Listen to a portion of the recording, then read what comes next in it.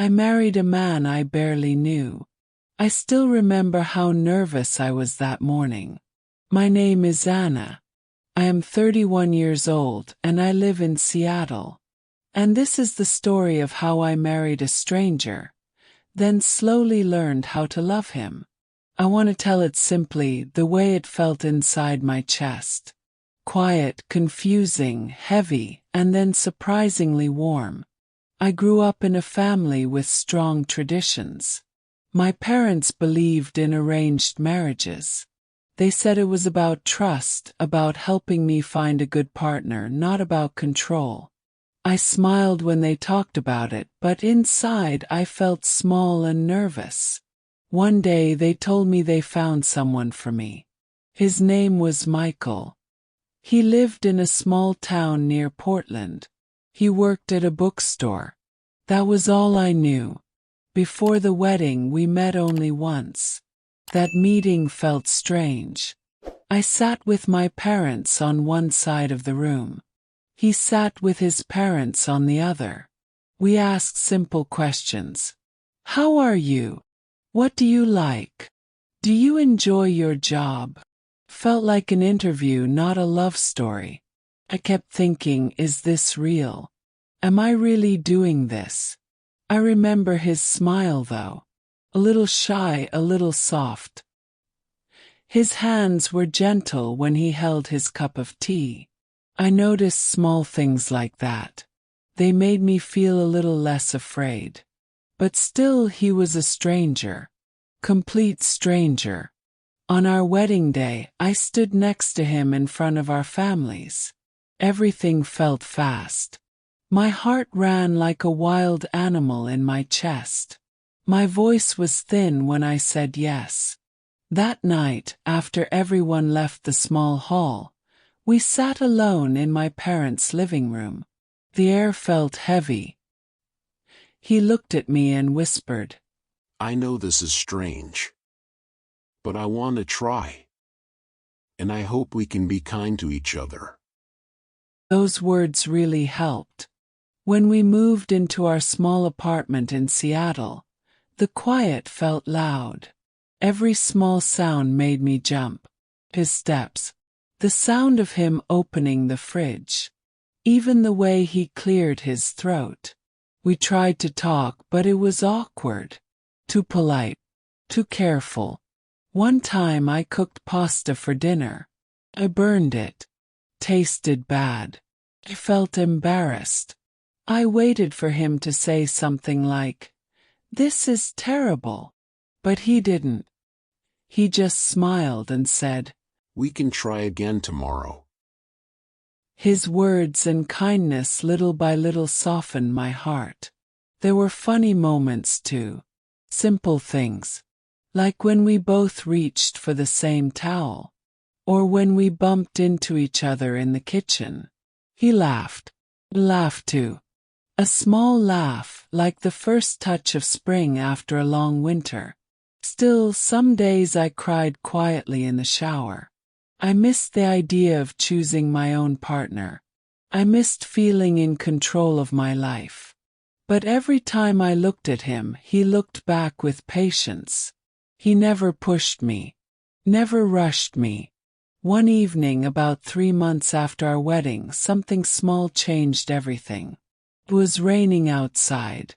The kind of rain that sounds like soft music. Came home tired. My body felt heavy. My mind felt messy. When I opened the door, I saw the table set. 2 plates, warm soup, fresh bread, small candle. He stood near the stove. His shirt was a little messy from cooking.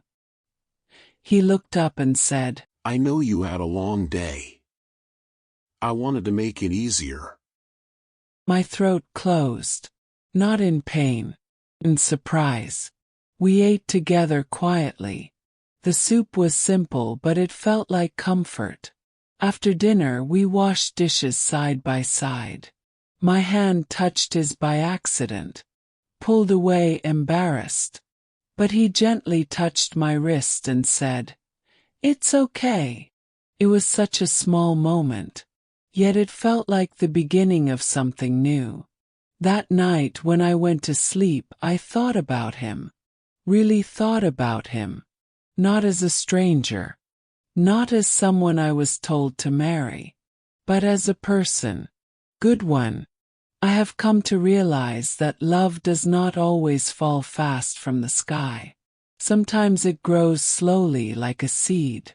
The next week, I asked if he wanted to take a walk with me near the lake. He looked surprised, then happy. We walked quietly at first. But then we talked. Really talked. He told me he was afraid too. He told me he worried that he would disappoint me. He said he wanted to be a good husband, but he did not know how to start.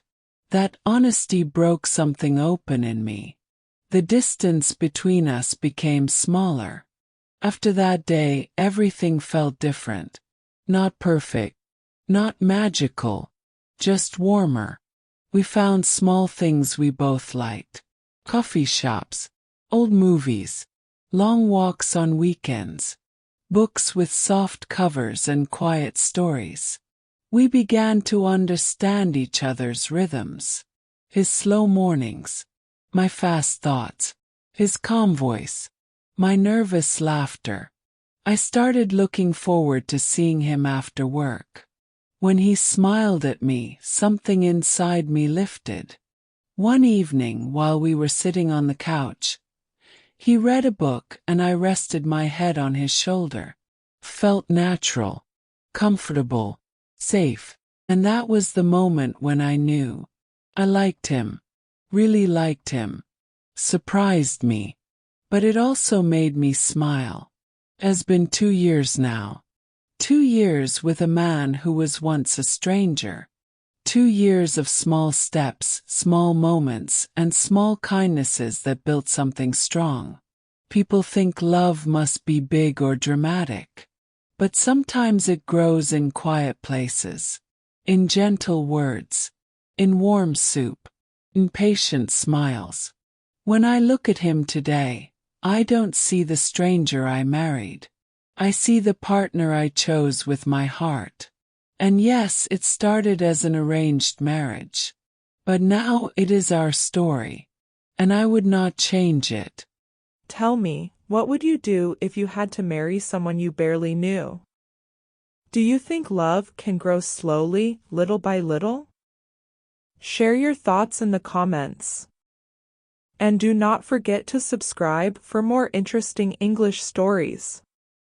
Key vocabulary from the story are stranger, tradition, gentle, partner, and quietly. Stranger, a person you do not know. Tradition, a belief or way of doing something from the past. Gentle, soft and kind. Partner, the person you share your life with. Quietly, in a soft or calm way. Lesson of the day. Stranger. A stranger is a person you do not know. Example from the story. He was a stranger, a complete stranger. More examples. I do not talk to strangers at night. The man on the bus was a stranger, but he smiled kindly.